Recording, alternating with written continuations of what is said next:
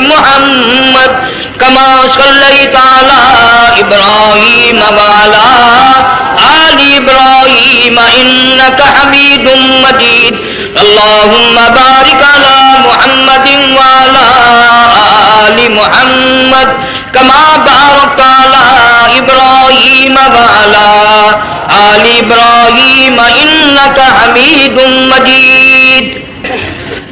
حضرت نوح علیہ السلام کی تیار کردہ کشتی میں پخانہ کرنا شروع کر دیا۔ اس نے اس کو بتایا، اس نے اس کو بتایا، میں یوں کر کے آیا۔ جتنی بڑی وہ کشتی تھی ساری کی ساری پخانہ گند کر کر کے بھر دی، اوپر کانوں تک بھر دی۔ اللہ کے نبی کا پھر دل دکھا، الہی یہ کیا بانی؟ فرمایا گھبرانا، مجھے اپنی کبریائی کی قسم اگر انہی سے صاف نہ کراؤں تو میری خدائی کیا ہوئی؟ آپ گھبرائے نا۔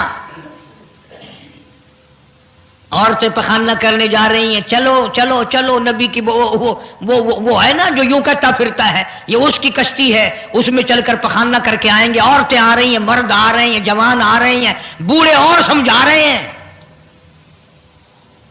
ہمیشہ رواج اور رسم کے بارے میں اور شرکیہ باتوں کے بارے میں نوجوانوں کو بوڑھے سمجھایا کرتے ہیں، نئی باتوں پہ نہ لگنا، ہمارا پرانا زمانہ یاد رکھنا، ہمارے باپ دادا یوں کیا کرتے تھے۔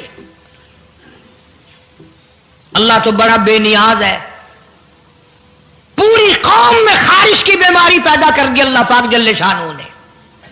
عورتوں کو کھجلی، مردوں کو کھجلی، آگے سے پیچھے سے ہر وقت کھجاتے پھر رہے ہیں، ہر وقت کھجا رہے ہیں، خارش کر رہے ہیں۔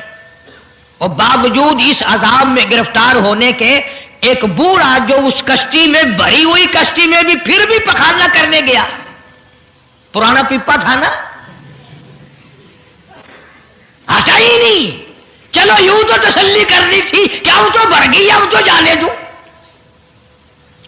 کنارے پہ بیٹھ کے پخانہ کیا، کمزور جان تھی، اٹھنے جو لگا دھڑام سے اس کے اندر ہی گر گیا۔ اب وہ ساری جان کو جو لبڑ گیا، ساری جان جو سن گئی، خراب جو ہو گئی، جہاں جہاں پخانہ لگا وہاں سے کھجلی ختم ہو گئی۔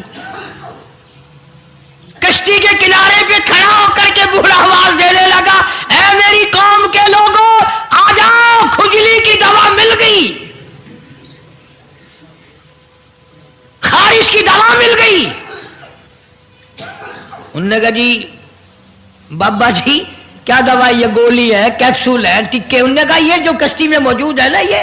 انہوں نے کہا یہی دوا ہے، دیکھ لو میری جان کو جہاں جہاں لگ گئی وہیں سے دوا خالی کھجلی ہٹ گئی، خارش چلی گئی، باقی جگہ میں نے اٹھا اٹھا کے ملا ہے۔ پڑ گئی قوم، وہ بیوی کو بلانے جا رہا ہے، وہ بھائی کو بلانے جا رہا ہے، باپ بیٹے کو بلا رہا ہے، جلدی آ جاؤ دوائی ختم نہ ہو جائے۔ پڑ گئی خلقت خدا کی، دوڑ رہے ہیں، بھاگ رہے ہیں، برتن لے کے آ رہے ہیں کہ میں مل کے آؤں گا، اماں کے لیے لے کے آؤں گا۔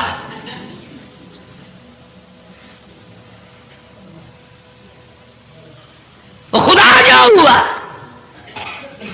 یہاں تک لکھا مفسرین نے کہ گھڑیوں کی گھڑیوں میں سارا اٹھا کر لے گئے، پھر جب نہیں ملا کشتی دھو دھو کر پینے لگے،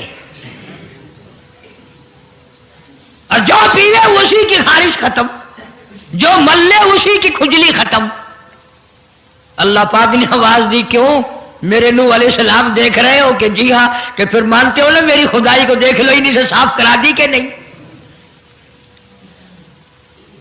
یعنی گو کھانا منظور کر لیا، نبی کی بات نہ مانی،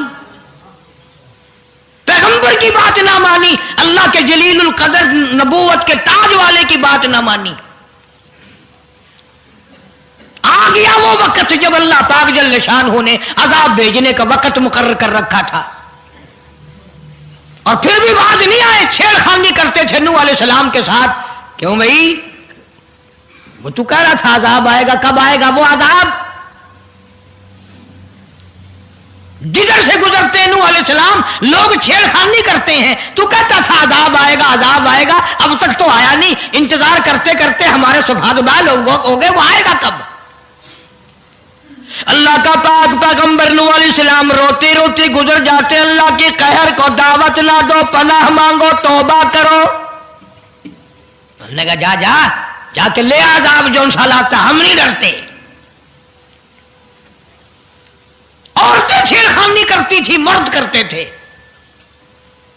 ایک دن نوح علیہ السلام تندور پہ روٹیاں پکوانے کے لیے گئے. بوڑھی روٹیاں پکایا کرتی تھی، روٹی بھی پکاتی جاتی ہے، وہ بھی بعد نہ آئی. کہنے لگی بیٹا نوح، شکل بھی تیری اچھی، صورت بھی اچھی، عادت بھی اچھی، بڑا شریف معلوم ہوتا ہے، لیکن تجھے جھوٹ بول کے کیا ملا؟ تو نے جھوٹ کیوں بولا؟ انہوں نے کہا اماں میں نے کیا جھوٹ بولا کہ تو کہتا تھا عذاب آئے گا. ذہنیت دیکھو، تو کہتا تھا عذاب آئے گا، وہ آیا تو ہے نہیں. اللہ کے نبی کی آنکھوں میں آنسو آ گئے. فرمایا مائی اللہ سے پناہ مانگ، اللہ کی عذاب سے پناہ مانگ. وہ اس پہ قادر ہے، وہ اس پہ بھی قدرت رکھتا ہے. تیرے اس تندور میں سے پانی ابل پڑے، وہ اتنی بھی طاقت رکھتا ہے. چنانچہ نوح علیہ السلام نے وہاں سے پیٹھ پھیری اور چلے ہی تھے کہ اندازہ لگاؤ کسی گلی جگہ سے اگر پانی نکلتا تو کچھ سمجھ میں آ سکتا تھا. اور خدا تو وہ ہے، آگ میں سے پانی نکال دیا، تندور میں سے پانی ابلا، اس تندور میں سے پانی ابلا. سیدنا نوح علیہ السلام نے اپنے مانگنے والوں کو اکٹھا کر کے کشتی میں بٹھا لیا. خود بیٹا خود گھر میں پیدا ہوا، گھر والے نے جنا، گھر میں پلا. نوح علیہ السلام کا لخت جگر، پیارا نور نظر، جس کا اللہ پاک نے ان آیتوں میں ذکر خیر فرمایا. میں قرآن کریم کی آیتوں کا ترجمہ کرتا ہوں. فرمایا وہی تجری بہم فی موج کالجبال ونادى نوح.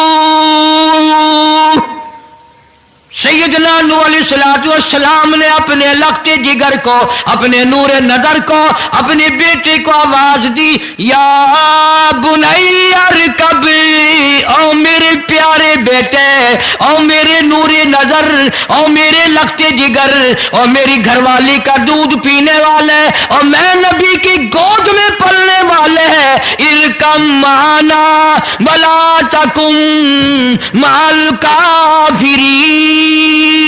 آ جا، ایمان والوں کی کشتی میں سوار ہو جا، میں نبی کے ساتھ لگ جا، میری بات مان جا. بیٹے کو سمجھایا ہے سیدنا نوح علیہ السلام نے. آ میری بات سن، او بیٹے آ جا، مارا جائے گا. وہ آگے سے کہنے لگا، قرآن نے باپ کی بیٹے کی گفتگو کو نقل فرما دیا. آگے سے کہنے لگا قال سآوی الی جبل یعصمنی من الماء. او میرے ابا، مجھے پانی سے نہ ڈرا، مجھے سیلاب سے نہ ڈرا، مجھے طوفان سے نہ ڈرا. یہ تھوڑے اونچے اونچے پہاڑ ہیں، میں پہاڑیوں پہ چڑھ بیٹھوں گا. میں پہاڑی پہ چڑھ کے بیٹھ جاؤں گا، کیا کرے گا میرا پانی؟ سیلاب میرا کیا بگاڑے گا؟ یہ تھوڑی اونچی پہاڑی ہے. اللہ کے نبی نے پھر جواب دیا، او بیٹے تو نہیں جانتا، قال لا عاصم اليوم من امر اللہ الا من رحم. او میرے بیٹے، غلط خیال تیرا، پہاڑیاں نہیں بچا سکتی، اونچائی بلندی اس کے عذاب سے نہیں بچا سکے گی، الا من رحم. آج تو وہ بچے گا جس کو وہ اپنی رحمت کی چادر اڑا دے گا. وحال بینہما الموج فکان من المغرقین.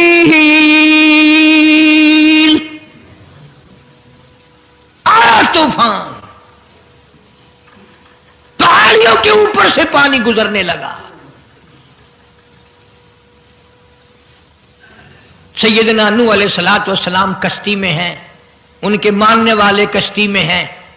سیدنا نوح علیہ السلام نے اپنے لخت جگر کو، اپنے نور نظر کو، نہ ماننے والے اللہ کے نافرمان بیٹے کو جب غوطے کھاتے دیکھا، کبھی پانی میں ڈوب رہا ہے، کبھی اوپر آ رہا ہے، باپ کی پدری شفقت نے، باپ کی محبت نے جوش مارا، اللہ کے حضور میں اللہ کے نبی نے جھولی پھیلا دی۔ اسی لیے کہا کرتا ہوں وہ بڑا بے نیاز ہے۔ اور اندازہ تو لگاؤ، جس کے نام کے لیے 950 برس مار کھائی، 950 سال اس اللہ کے نام پر مار کھائی، اس کا پیغام پہنچایا، اس کے نام کی تبلیغ کی، ایک بیٹے کا سوال کر دیا تو کیا ہو گیا؟ اور یہ بات بھی تو ہے، اولاد کی محبت بھی تو ماں باپ کے دل میں اللہ ہی نے ڈالی ہے، اللہ نے قائم کی ہے، اللہ نے رکھی ہے، یہ کون سی اپنی بس کی بات ہے؟ اللہ کے نبی نے اگر ایک بیٹے کا سوال کر ہی دیا تو کیا ہو گیا؟ معافی تو مانگی، آواز لگائی، ونادا نوح ربہ فقال رب ابنی من اہلی۔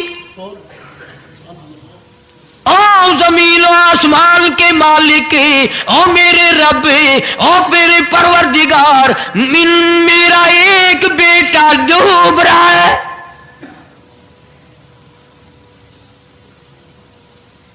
وَإِنَّ وَعْدَكَ الْحَقُّ وَأَنْتَ أَحْكَمُ الْحَاكِمِينَ۔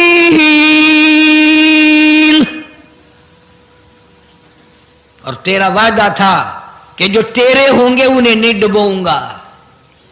یہ میرا بیٹا میری بیوی نے جنا، میری بیوی کا دودھ پیتا رہا، یہ میرے سامنے ڈوب رہا، میرے اللہ تو اچھا وعدہ کرنے والا ہے اور تو وعدے کا پکا کرنے والا ہے، یہ بیٹا ڈوب گیا میرا، میرے مولا۔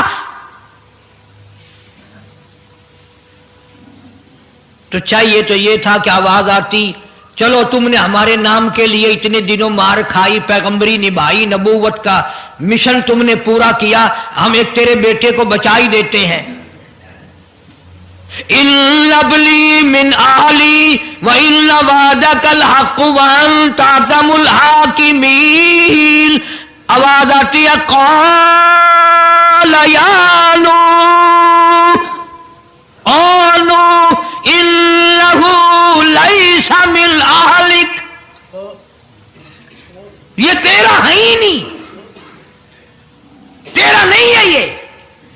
الہی کیسے نہیں ہے میرا؟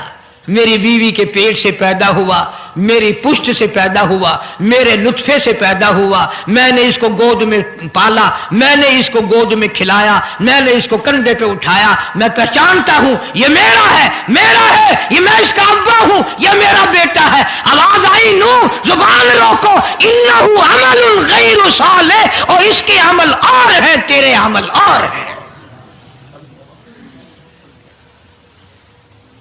یہ میری رحمت سے بڑا دور ہے، یہ میری رحمت سے اتنا دور ہے، اتنا دور ہے کہ انہ لیس من اہلک انہ عمل غیر صالح۔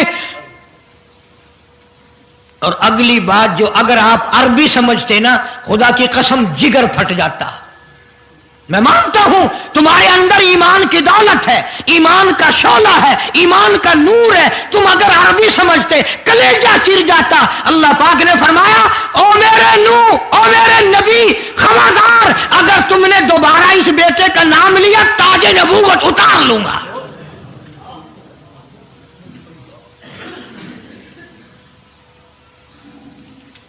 فَلَا تَسْأَلْنِ مَا لَيْسَ لَكَ بِهِ عِلْمٌ إِنِّي أَعِظُكَ أَن تَكُونَ مِنَ الْجَاهِلِينَ۔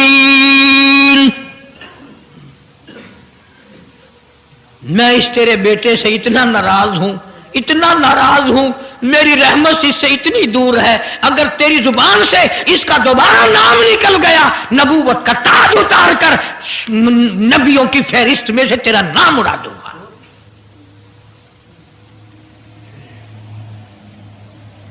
ساری باتوں کا حل ہو گیا کہ نہیں؟ فلانا یوں اللہ سے لے کر دیتا ہے، فلانا زبردستی کرا لیتا ہے، فلانا اللہ میاں سے یوں منوا لیتا ہے. آؤ اس کی بے پرواہ ذات کو دیکھو، 950 سال مار کھائی، قرآن گواہ، سینکڑوں جگہ نوح علیہ السلام کا قصہ قرآن میں ہے. وہ ایک بیٹے کا نام لے دیا تو اللہ کا جلال دیکھا. اور پھر نبی کے سوا اللہ کے جلال کو کوئی نہیں سمجھتا. اللہ کے قہر کو جتنا پیغمبر سمجھتا ہے اتنا کوئی نہیں سمجھ سکتا، اس لیے کہ وہ براہ راست خدا سے باتیں کرتا ہے، خدا کا برگزیدہ بندہ اور نمائندہ ہوتا ہے. فوراً اللہ کا نبی ڈرا. پیغمبر اتنا بڑا جلیل القدر نبی ہو کر گھبرایا، فوراً جھولی پھیلا دی، ربی لی اعوذ بک ان اسألک ما لیس لی بہ علم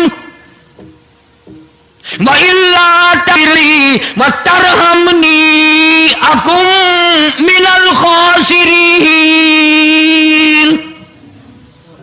میرے اللہ اگر تو نے رحم نہ فرمایا، تیری کریمی کا دریا مجھے نہ ملا، تیرے رحم کی چادر اگر میرے سر سے اتر گئی تو میں تو مارا جاؤں گا. تیرا کرم مانگتا ہوں، تیری بے نیازی کا صدقہ مانگتا ہوں. اے رحیم کرم فرما، مجھ سے غلطی ہوئی، مجھ سے بھول ہوئی، مجھے معافی عطا فرما.